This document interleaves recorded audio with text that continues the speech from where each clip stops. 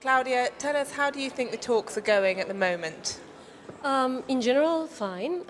We were having not much expectations about Warsaw in the first time, but now things are moving faster, and I think countries are, now that ministers are here, receiving more guidance from them, and then the process is taking a different rhythm and going a little bit faster and stronger. And besides the fact that we were not expecting much, we consider that some things may be happening here that are quite interesting in certain areas. What about historical responsibility? I believe it's something Venezuela and the like-minded group feel strongly about. Totally, because it is in the convention. Actually, we feel very strong about not dropping the principles of the convention. And in general, the intention of developed countries lately is just try to scratch the convention or rewritten or reinterpret the convention or try to have an agreement outside of the convention.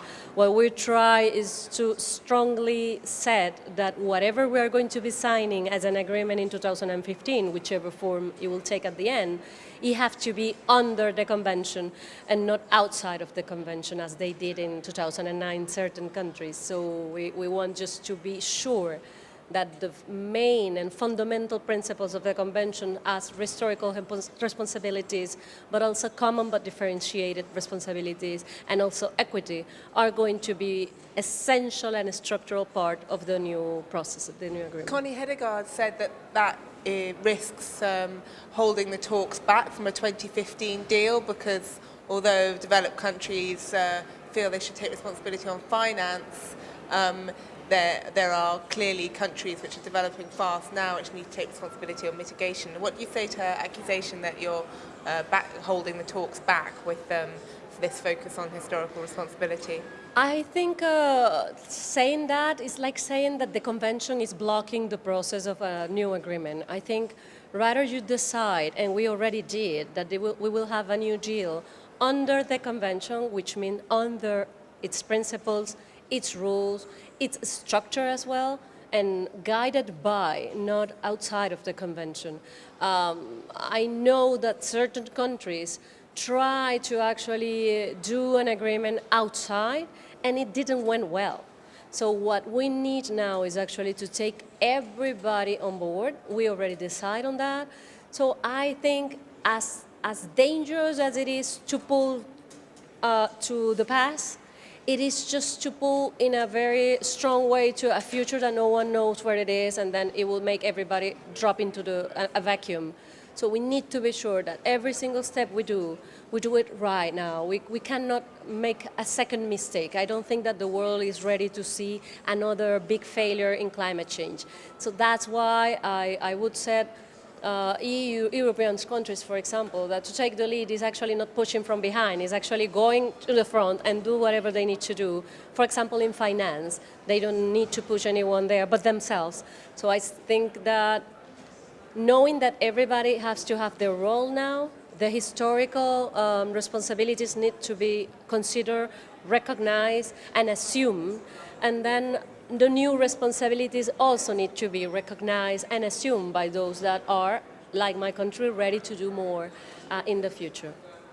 On that, obviously countries need to start cutting emissions to make targets cutting emissions, but Japan and Australia have both pedaled back from that. Does that concern you? Absolutely. Venezuela made a point in the name of the like-minded countries when we started the work at the Durban platform, calling actually for two fundamental principles to be on the development of the overall agenda, which are the pacta sunt servanda. I mean, respecting whatever you sign, you need to respect it.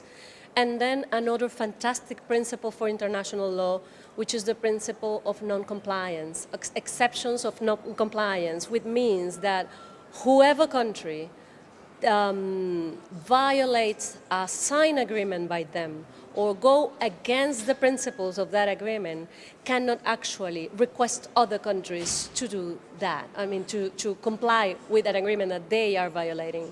So developed countries going in that direction of violating whatever we already have signed is a very bad signal for the future.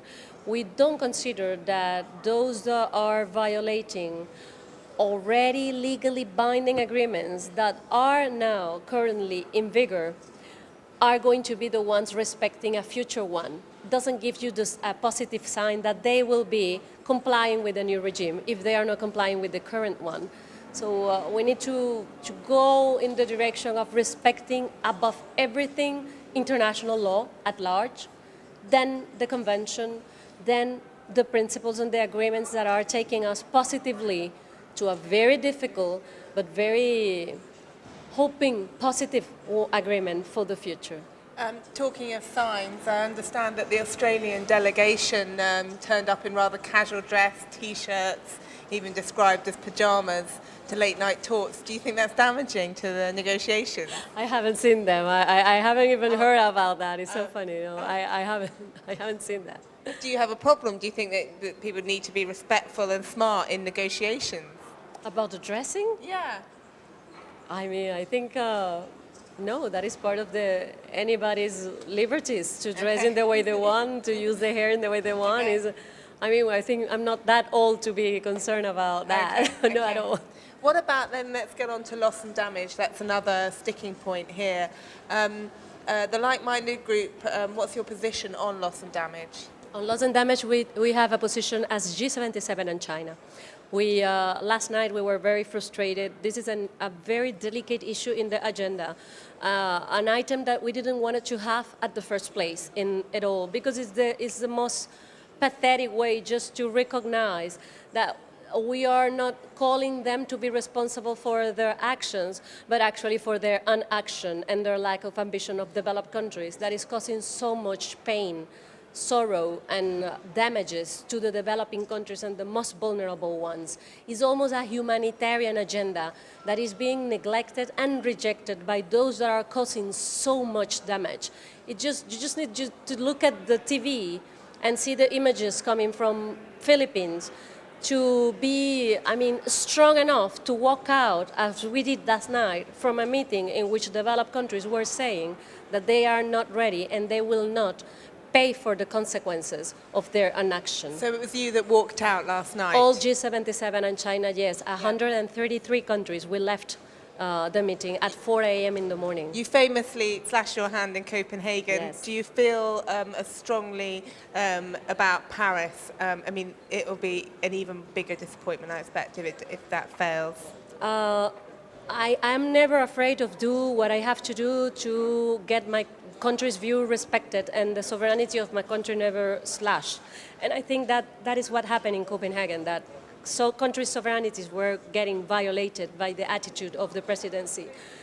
We, in the other sense, we feel strongly positively about what is happening now. We think that we have learned some lessons from the past, and we hope that France is going to be, and they have shown that they have been open and smart enough to know that we cannot miss this one. We cannot miss this new opportunity that the world is expecting us, is watching us. And as politicians, but also as a mom, I expect Paris to be delivering for my kids a better future. Yes, I hope Paris needs to be a success.